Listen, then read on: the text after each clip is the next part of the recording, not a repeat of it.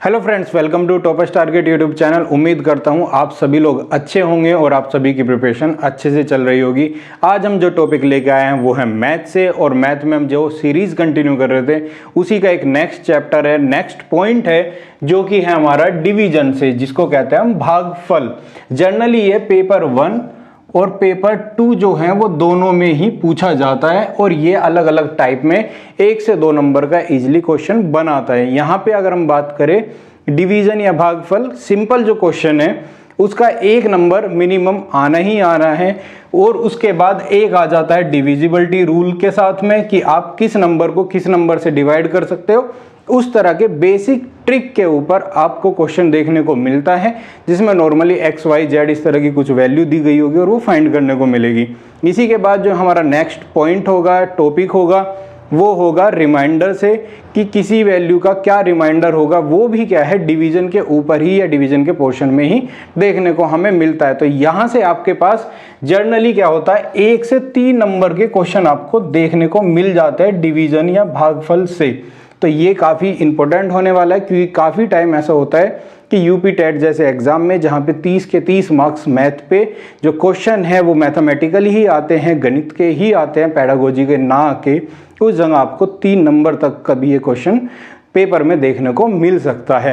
रहा C TET में, तो सी टेट में 1-2 नंबर का कम है, बट आप ये मान के चलिए कि ये 1 से 3 नंबर की अपने आप में ये 3 से 4 टॉपिक हो जाते हैं। तो काफ़ी इंपॉर्टेंट टॉपिक है। तो चलिए शुरू करते हैं इस वीडियो को और देखते हैं इसके एक एक करके सभी टाइप। तो सबसे पहले देखिए, एक जानने वाली चीज़ है कि हम कि भागफल है क्या। सबसे पहले अगर आप भाग को समझ जाते हैं तो आपका आधा जो सोल्यूशन है वो निकल जाएगा, क्योंकि आपके ऊपर बेसिक से क्वेश्चन आएगा। यहाँ से उसकी बात करेंगे बाद में, लेकिन एक बात करते हैं सबसे पहले कि मान लीजिए आपके पास 10 रुपीज़ हैं, 10 रुपये हैं, 10 जो रुपए हैं वो आपके पास है, और मैं कहता हूँ आपको 2% में डिवाइड करने हैं। तो 2% में डिवाइड करने, तो आप कह सकते हैं कि मैं इसको किसी को 9 रुपये भी दे सकता हूँ, किसी को 1 रुपया भी दे सकता हूँ, पॉसिबल है। या फिर आपके पास काफ़ी सारे जो होंगे अलग अलग पैटर्न हो सकते हैं जिसमें आप वैल्यू दे सकते हो, इवन पॉइंट में भी वैल्यू दी जा सकती है। बट अगर मैं क्या कहता हूँ कि इक्वली डिस्ट्रीब्यूशन करना है, जो वैल्यू का है इक्वल डिस्ट्रीब्यूशन करना है, और वो करना है 2 लोगों में, तो आप क्या कहेंगे, ये होगा 5 और 5 का, ये एक ही है, एक ही रिजल्ट निकलेगा। ऐसा तो नहीं है 6 और 4 करके आप कहिए तो इक्वल डिस्ट्रीब्यूशन है, आई थिंक नहीं। तो यहाँ पे क्या आता है कि आपको इक्वल डिस्ट्रीब्यूशन करना है। डिस्ट्रीब्यूशन, डिवाइड, सेपरेशन एक ही चीज है। तो अभी हमने क्या कहा, डिवाइड। अगर हम किसी एक ऑब्जेक्ट को, किसी एक चीज को, किसी संख्या को, या किसी भी कुछ भी आप ऐसा एग्जाम्पल ले सकते हैं, उसको हम सेपरेट पोर्शंस में, पार्ट्स में, अलग अलग हिस्से कर रहे हैं, उसी को क्या कहा जाता है, भाग या फिर भागफल। मतलब एक ऐसा रिजल्ट जिसको अलग अलग पोर्शन में सेपरेट कर दिया जाए, इक्वली डिस्ट्रीब्यूट कर दिया जाएगा, उसी विधि को या उसी मेथड को जो है हम कहते हैं भाग या फिर डिवीजन मेथड। तो यहाँ पे हमने क्या लिया था कि एक 10 रुपये का एग्जाम्पल लिया, और उस एग्जाम्पल से समझा कि हमें क्या करना है, एक वैल्यू को डिवाइड करना है, सेपरेट करना है अलग अलग पोर्शंस में। तो यहाँ पे देखिए हमारे पास क्या था, एक वैल्यू थी 10 रुपये की, जिसको हमें डिवाइड करना था। इसका मतलब है हमारे पास यहाँ पे एक एग्जाम्पल जो हमने लिया है वो लिया है एक भाज्य का, जिस वैल्यू को हम डिवाइड करते हैं, या डिविडेंट हमें जिसको कहते हैं, जिस वैल्यू को आपको डिवाइड करना है पोर्शंस में, सेपरेटली पोर्शंस में डिवाइड करना है, कितने हिस्सों में करना है, वो हमारा जो होता है वो होता है भाजक, जिसे डिवाइजर कहते हैं, कि कितने हिस्सों में, इसी से हम डिवाइड कर रहे हैं। तो जनरली अगर हमने 10 रुपये को 2 से डिवाइड किया है और रिजल्ट हमारा आया 5, तो 5 क्या होता है, हमारा होता है भागफल। भागफल के बाद एक टर्म यूज होगी शेषफल की। तो शेषफल क्या होता है, रिमाइंडर जिसे हम बोल देते हैं।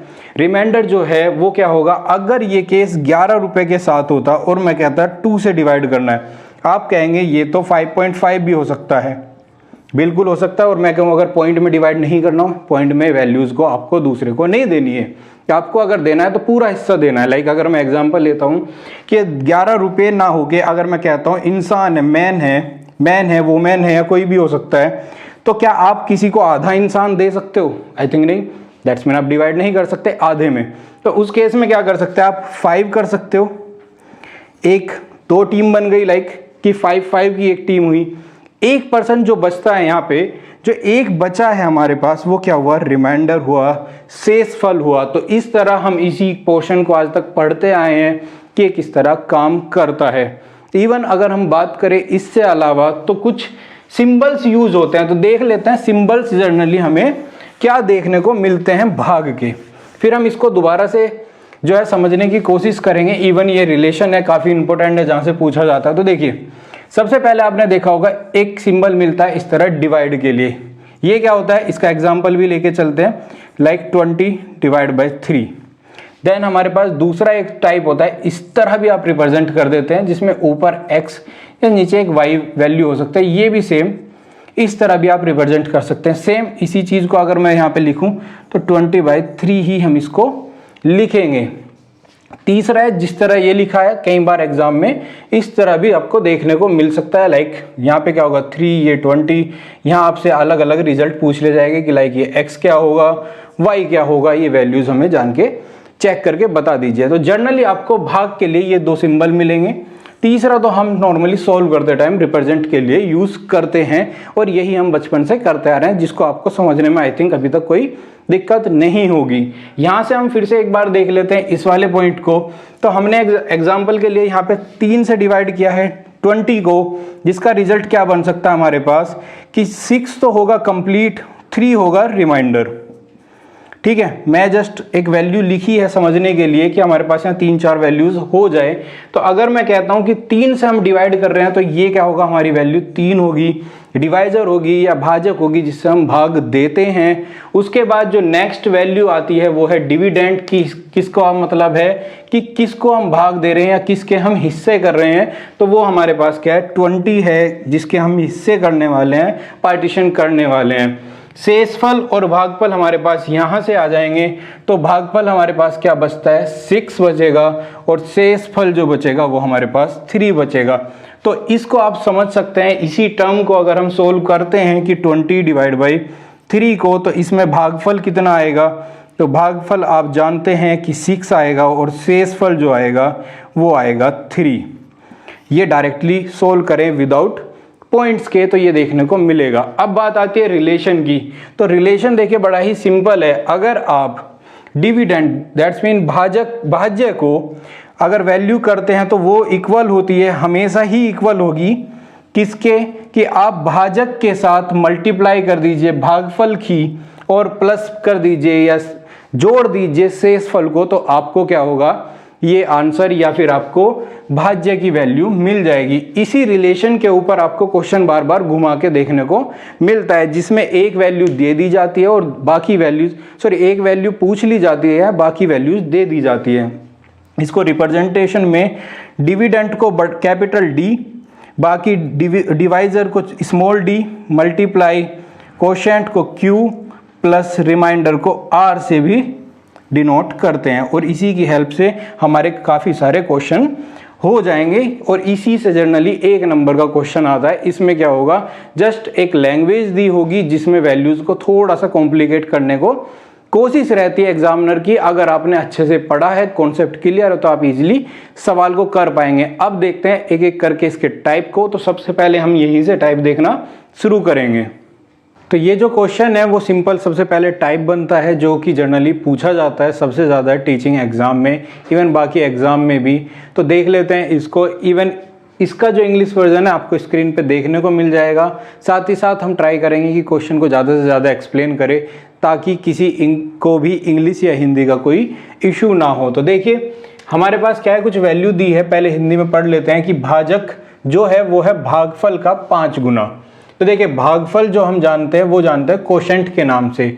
तो कोशेंट का 5 गुना है जो कि है भाजक। भाजक क्या होता है, जिससे भाग दे रहे हैं, दैट्स मीन डिवाइजर जो है वो किसका, भागफल का, कोशेंट का 5 गुना है।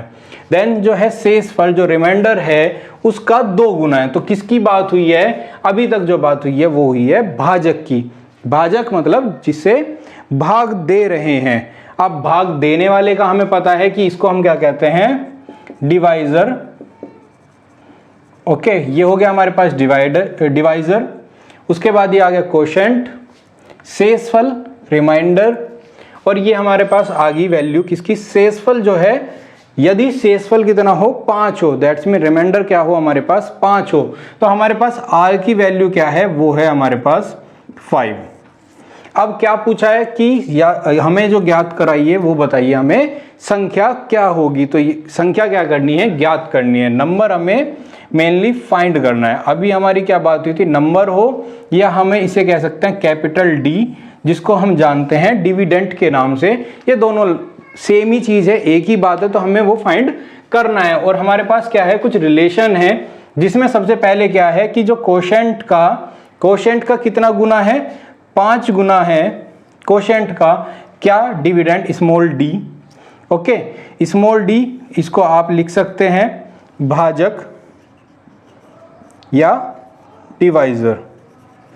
ठीक है, स्मॉल डी जो है कोशेंट का 5 गुना है। और नेक्स्ट क्या दिया है कि जो ये वैल्यू है, जो स्मॉल डी है, ये किसके इक्वल है, शेषफल के 2 गुने के। तो शेषफल क्या होता है हमारे पास, रिमाइंडर है, और कितना गुना है, 2 गुना है। तो हमारे पास ये 2 रिलेशन तो यहीं पे लिख के आ गए, ये हमने लिख लिए। साथ ही साथ इन्होंने क्या दिया है कि हमारे पास रिमाइंडर भी क्या है, वो 5 है, जो कि हम पहले यहाँ पे लिख चुके हैं। तो इस केस में हम क्या है, वैल्यूज निकाल सकते हैं। देखिए यहाँ से हम वैल्यू निकालेंगे, तो अगर हम यहाँ से वैल्यू निकालते हैं तो देखिए स्मॉल डी की वैल्यू क्या होगी, r इंटू 2, आर की वैल्यू क्या है 5, तो 5 इंटू 2 जो की वैल्यू हो जाएगी 10। हमारे पास ये वैल्यू आ गई किसकी, स्मॉल डी की, भाजक की, डिवाइजर की जो है वैल्यू हमारे पास आ गई। अब किसकी वैल्यू निकालेंगे, हम निकालेंगे कोशेंट की। तो कोशेंट के लिए हमारे पास क्या है, इक्वेशन ये रही, इसको 1 नाम दे देते हैं, इसको 2। तो देखिए अगर 1 की हम बात करें तो d equal to 5 into Q हमारे पास वैल्यू है। इसको अगर हम आगे डिफाइन करें तो d की वैल्यू हमारे पास कितनी आ गई, 10 आ गई, इक्वल टू 5 इंटू क्यू। क्यों हमें निकालना है, ये क्या हो जाएगी, वैल्यू हो जाएगी 2। तो Q की वैल्यू आ गई, स्मॉल d की वैल्यू आ गई, और हमारे पास जो फॉर्मूला था हमने अभी पढ़ा है, नंबर या फिर इसको आप d दोनों में से कुछ भी लिख लीजिए, तो हम अभी लिखते हैं नंबर इक्वल टू होता है, किसके होता है, वो होता है small d into Q plus R. ये अभी हमने फॉर्मूला पढ़ा था। तो इसी फॉर्मूले से हमें क्या करना है, नंबर फाइंड करना है। तो नंबर फाइंड करने के लिए वैल्यू सभी को अगर हम रख देते हैं, तो देखिए r की हमारे पास वैल्यू है 5, उसके बाद d की वैल्यू है 10, और हमारे पास कोशेंट की वैल्यू है 2। तो सारी वैल्यू रखते हैं, n की वैल्यू क्या होगी, d इंटू, तो d 10 इंटू क्यू की वैल्यू हो गई 2 प्लस r की वैल्यू पहले से ही गिवन है 5। ये कितना हुआ 20 प्लस 5, और ये हमारे पास वैल्यू आ गई 25, जो कि हमारा हुआ n, या इसको आप d इक्वल टू n भी लिख सकते हैं, इक्वल टू 25। यही हमारे पास मेन संख्या हुई, जिसको हमने डिवाइड किया, किससे डिवाइड किया हमने 10 से, हमारे पास रिमाइंडर आया 5, और कितनी टाइम गया, ट्वाइस गया। तो क्वेश्चन जो हमारे पास था, से जो भागफल था वो हमारा 2 था। तो नेक्स्ट क्वेश्चंस को देखते हैं और एक एक करके सारे टाइप्स को देखेंगे। तो जो हमारा नेक्स्ट टाइप का क्वेश्चन है वो देख लेते हैं, और उसमें जो है क्वेश्चन में लैंग्वेज देखते हैं सबसे पहले, किसमें दिया गया है, यदि संख्या को जब 4 से विभाजित किया जाता है, दैट्स मीन डिवाइड करते हैं, कि डिवाइड कर रहे हैं किससे, 4 से हमने डिवाइड किया किसी संख्या को, संख्या आप इसमें x लीजिए, y लीजिए, कुछ भी चॉइस है। उसके बाद क्या है, डिवाइड किया जाता है, तो जो शेषफल है, जो रिमाइंडर है वो क्या है हमारा 3 आता है। यदि संख्या को 2 गुना कर दिया जाए, यदि 2 गुना संख्या हो और 4 से विभाजित किया जाता है, संख्या को क्या किया, डबल कर दिया, और जो डिवाइड है वो सेम वैल्यू से ही करते हैं, तो पूछा गया है कि शेषफल क्या होगा। तो दैट्स मीन अगर मैं बात करूं, हमारा d, कैपिटल D अगर है और इसको कर दिया जाता है, ट्वाइस कर दिया जाता है, इधर हमने क्या किया, डबल कर दिया है, उस केस में हमारा शेषफल क्या होगा, ये क्या होगा, ये पूछा गया है। तो देखिए इसका सिंपल से मेथड है, या तो आप मेथड से जाइए या इसको सोल्व करिए प्रॉपर्ली। तो देखिए सबसे पहले हम बात करते हैं, हमने रिलेशन पढ़ा था capital D equal to small d into क्या था, Q प्लस R। ये हमने एक रिलेशन पढ़ा था अभी, और उसमें क्या है, इस वैल्यू को हमने क्या किया कि रिमाइंडर की वैल्यू जो थी वो दी गई है, और हमसे पूछी गई है कि डबल करने के बाद जो रिमाइंडर है उसकी वैल्यू क्या होगी। तो देखिए सिंपल है, हमने डबल कर दिया, इसको अगर 2d कर देते हैं तो यहाँ की वैल्यू भी क्या होगी 2d into Q plus 2r। Simple सी चीज़ है, आप इसको अगर मैथमेटिकली देखें तो 2 कॉमन लेके पूरा डिवाइड कर सकते हैं, तो क्वेश्चन में जो वैल्यू है वो वापस हमारी यही बनेगी। तो यहीं से हमें क्या करना है, अब देखिए 2d से हमें कोई काम नहीं है, क्योंकि अगर हम इसको 4 से डिवाइड करते हैं, पूछा गया है, इसको भी हम 4 से टोटल को डिवाइड कर रहे हैं, यही तो पूछा गया है, और रिमाइंडर पूछा गया है। इसके बाद देखिए ये वैल्यू अगर पहले से ही डिवाइड थी और उसको डबल कर दिया गया तो किसी भी नंबर से वो क्या डिवाइड होगी या नहीं। एग्जाम्पल ले लेते हैं कि एग्जाम्पल हमारे पास कोई 8 वैल्यू है और मैं कहता हूँ ये 4 से डिवाइड हो रही है, 4 से क्या आप इसको 2 से मान लीजिए, और यहाँ पे मैं कहता हूँ क्या इसको अगर डबल कर देता हूँ तो डबल करने के बाद क्या ये 2 से डिवाइड होगी या नहीं होगी। तो आप पता है जब एक वैल्यू डिवाइड हो रही है तो उसके मल्टीपल भी डिवाइड होंगे।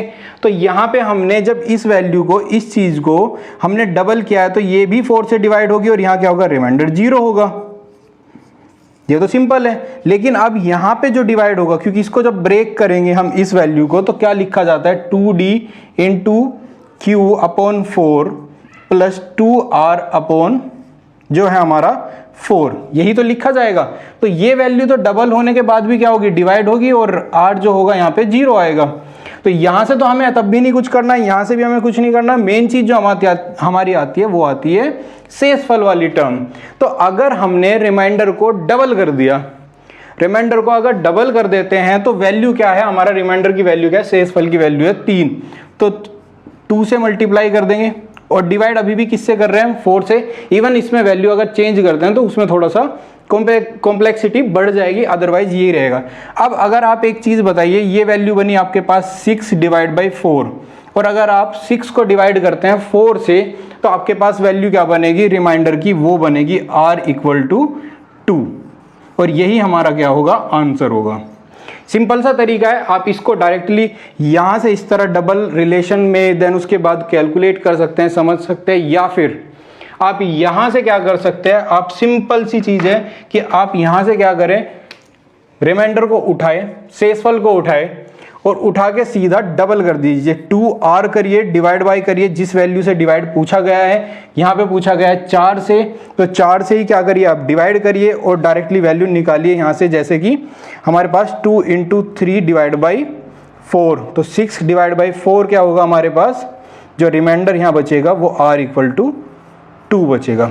तो या तो आप डायरेक्टली यहाँ से कर सकते हैं या फिर आप यहाँ से कर सकते हैं, ये आपकी चॉइस है। हम जनरली जब आप कंपटीशन में बैठे हैं तो आपके पास टाइम बचाने का अगर तरीका है तो आप तरीके अपनाइए, तभी आप जल्दी क्वेश्चन को सोल्व कर पाएंगे। जो हमारा क्वेश्चन का टाइप बनता है वो बनता है इस तरह से। आइए देख लेते हैं क्वेश्चन क्या कहता है और किस तरह सोल्व किया जा सकता है। तो देखिए इसमें कहा गया है कि एक संख्या है, कोई एक नंबर है जिसको किससे डिवाइड किया गया, 14 से विभाजित किया गया, डिवाइड किया गया, इससे क्या किया, डिवाइड किया गया। ओके, अगर इससे डिवाइड करते हैं तो ये क्या केस में हुआ हमारा, स्मॉल d। ओके, उसके बाद क्या है हमारे पास, शेषफल क्या है, रिमाइंडर हो गया हमारे पास कि अगर इस संख्या को 14 से डिवाइड किया गया, जो कि संख्या n है हमारे पास, उसको डिवाइड किया 14 से, तो रिमाइंडर हमारे पास क्या आता है, r1 लिख सकते हैं या फिर r भी लिख सकते हैं, ये आता है हमारे पास 8। उसके बाद क्वेश्चन में लिखा है कि जब संख्या समान रहे, तो जो हमारा नंबर है इसमें तो कोई चेंज नहीं किया गया, लेकिन कहा कि अगर इस संख्या को 7 से विभाजित किया गया कि 7 से अब डिवाइड करें, पहले हमने क्या किया था, डिवाइड किया था हमने 14 से, अब किससे किया जाए कि 7 से डिवाइड किया जाए तो शेषफल क्या होगा, तो हमारा क्या है, रिमाइंडर क्या होगा, इसको आप r2 भी लिख सकते हैं। तो देखिए हमने अभी एक रिलेशन पढ़ा है जिसमें हमारा क्या है, d equal to small d into Q plus r। देखिए यही हमने अभी रिलेशन पढ़ा है जिसमें जो डिविडेंट है इक्वल टू हो जाता है डिवाइजर इनटू जो हमारा कोशेंट है प्लस रिमाइंडर के केस में। तो हमारे पास ये तीनों वैल्यूज के अकॉर्डिंग हम चलते हैं। तो देखिए ये तो हमारा क्या है, नंबर है। ओके, इसको आप नंबर कहिए या डिविडेंट कहिए, दोनों ही केस में एक ही बात होती है। तो ये तो नंबर है, अनचेंज है। यहाँ के केस में जो आना है चेंज यहीं पे आना है। तो देखिए क्या कहता है क्वेश्चन कि अगर हमने डिवाइड किया था किससे, 14 से, तो तब आया था 8। अब नंबर सेम है, 7 से डिवाइड करते हैं तो क्या आएगा, देखिए अगर हम क्या करते हैं कि जो हमारा क्या था 14 यहाँ पे कहाँ सेट होगा और कैसे वैल्यू निकलेगी, तो देखिए नंबर हमारा क्या है, सेम है, इसलिए हम इसको फॉर्म जस्ट चेंज कर लेते हैं ताकि इशू ना हो। अब क्या हुआ, हमने 7 से डिवाइड किया, तो अगर n को 7 से डिवाइड करते हैं अब के केस में, तो d इंटू क्यू अपॉन 7 और प्लस r अपॉन 7, यही चीज़ लिखी है। तो देखिए यहाँ की फॉर्म अगर हम बात करें तो स्मॉल d, जो स्मॉल d है वो क्या है हमारे पास कि इतने से विभाजित किया जाए, जिससे हम विभाजित करते हैं उसे क्या कहते हैं, डिवाइजर। और डिवाइजर की क्या है वैल्यू, यहाँ पे हमारे पास क्या है 14, तो इसको अगर हम लिख सकते हैं 14 into Q upon 7 plus r upon 7। देखिए पुराने केस की जो थी इक्वेशन वो थी, तो सेम केस में हमने वो वैल्यू रख दी। अब हमारे पास इक्वेशन बन जाती है ये वाली। तो देखिए अगर इस केस में अगर हम बात करते हैं तो देखिए अब ये क्या है वैल्यू 14 अपॉन जो है 7 है, और जो हमारा क्वोशिएंट है वो हमें पता नहीं है, उसको आप क्यू रख लीजिए या एक्स रख लीजिए, कोई इशू नहीं है। तो अगर आप इस इक्वेशन को देखते हैं तो ये क्या है हमारे पास कि 14 इंटू क्यू, यही तो वैल्यू है। अब एक चीज़ बताइए, अगर मैं q की वैल्यू 1 रखूँ, 2 रखूँ या कुछ भी रखूँ, उस केस में क्या होगा, ये 7 से क्या डिवाइड हो रहा होगा या नहीं होगा, क्योंकि 14 डिवाइड होता है। और मल्टीपल के केस में कितने भी मल्टीपल आ जाए हमेशा हमारा क्या होगा, ये 7 से डिवाइड होगा। और 7 से क्यों डिवाइड होगा, क्योंकि हमारे पास 14 है और 14 के कितने भी मल्टीपल हो वो 7 से डिवाइड होंगे। तो ये नंबर जो डिवाइड होगा तो इस केस में क्या होगा, r की वैल्यू यहाँ से तो बनेगी 0, लेकिन यहाँ से क्या बनने वाली है वो देखिए। तो r की वैल्यू हमारे पास कितनी थी, ये थी हमारे पास 8, तो रख दीजिए 8 डिवाइड बाई 7। अगर यहाँ पे हम बात करें तो रिमाइंडर जो हमारे पास बचता है वो बचेगा 1, और यही इस सवाल का जो है वो आंसर होगा। तो सिंपल वे है जिसमें आप सिर्फ वैल्यूज रखिए क्वेश्चन के अकॉर्डिंग, और यही आपके पास फॉर्मूला है और इसी से आप इसको सॉल्व कर पाएंगे। आज की वीडियो में बस इतना ही, आगे मिलेंगे इसी वीडियो को, इसी टॉपिक को कंटिन्यू करते हुए इसके बाकी टाइप्स को हम देखेंगे। अगर वीडियो अच्छी लगी है या फिर आपकी कोई क्वेरी है तो हमें टेलीग्राम पे और यूट्यूब पे आप ज्वाइन कर सकते हो, एज अ कमेंट में हमसे जुड़ सकते हैं। वीडियो पसंद आई है तो लाइक करिए, please share and subscribe. Thank you.